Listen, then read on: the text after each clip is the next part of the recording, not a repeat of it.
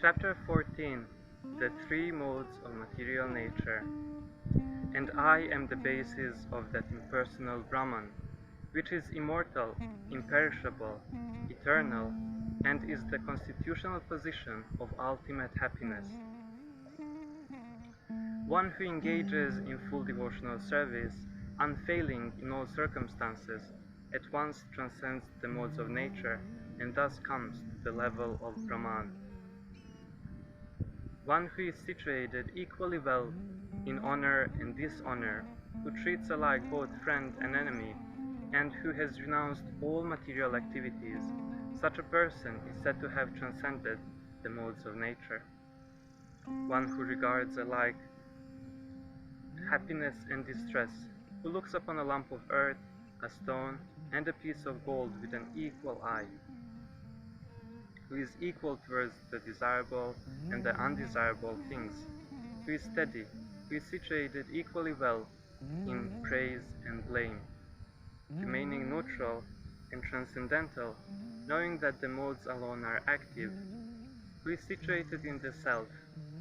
The Supreme Personality of Godhead said, O son of Pritha, one who does not hate illumination, attachment, and aversion when they are present, who long for them when they disappear, who is unwavering and unbewildered throughout all these reactions of material qualities. Arjuna inquired, O my dear Lord, by which symptoms is one known who is transcendental to these three modes? What is his behavior, and how does he transcend the modes of nature?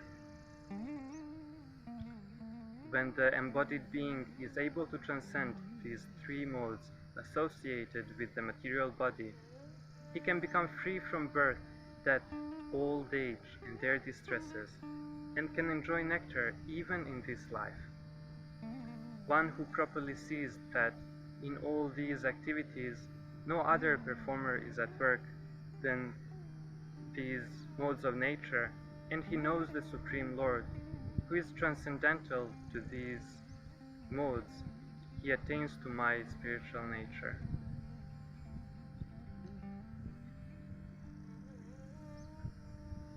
Those in the mode of goodness gradually go upward to the higher planets. Those in the mode of passion live on the earthly planets, and those in the abominable mode of ignorance go down the hellish roads. From the mode of goodness, real knowledge develops. From passion, greed develops, and from the mode of ignorance develop foolishness, madness, and illusion. The result of pious action is pure, and it is said to be in the mode of goodness, whereas action done in the mode of passion results in misery, and action performed in the mode of ignorance results in foolishness. When one dies in the mode of passion, he takes birth among those engaged in fruitive activities, and when one dies in the mode of ignorance, he takes birth in the animal kingdom. When one dies in the mode of goodness, he attains to the pure, higher planets of the great sages. When there is an increase in the mode of ignorance, O son of Kuru, darkness, inertia, madness, and illusion are manifested.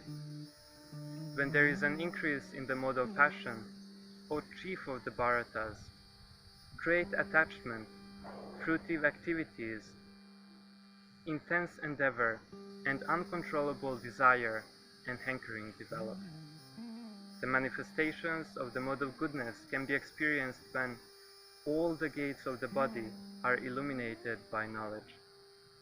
Sometimes the mode of goodness becomes prominent, defeating the modes of passion and ignorance, O son of Bharata. Sometimes passion defeats goodness and ignorance, and at other times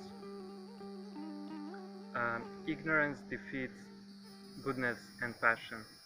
In this way, there is always a competition for supremacy. O son of Bharata, mode of goodness conditions one to happiness, Mode of passion conditions one to fruitive activity, and mode of ignorance, covering one's knowledge, binds one to madness. O son of Bharata, know that the mode of darkness, born of ignorance, is the delusion of all embodied living entities. The results of this mode are madness, indolence, and sleep, which binds the conditioned soul. The mode of passion is born of unlimited desires and longings, O son of Kunti, and because of this, the embodied living entity is bound to material fruitive actions. O sinless one, the mode of goodness, being purer than the others, is illuminating, and it frees one from all sinful reactions. Those situated in that mode become conditioned by a sense of happiness and knowledge. Material nature consists of three modes: goodness, passion, and ignorance. When the eternal living entity comes in contact with nature, O mighty armed Arjuna, he becomes conditioned by these modes.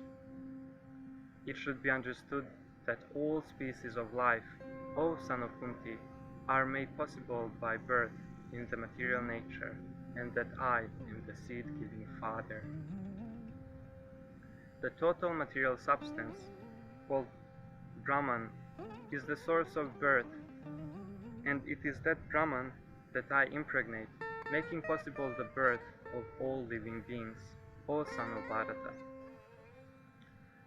By becoming fixed in this knowledge, one can attain to the transcendental nature like my own. Thus established, one is not born at the time of creation, nor disturbed at the time of dissolution. Again, I shall declare to you the supreme wisdom, the best of all knowledge, knowing which all the sages have attained the supreme perfection, the supreme personality of Godhead.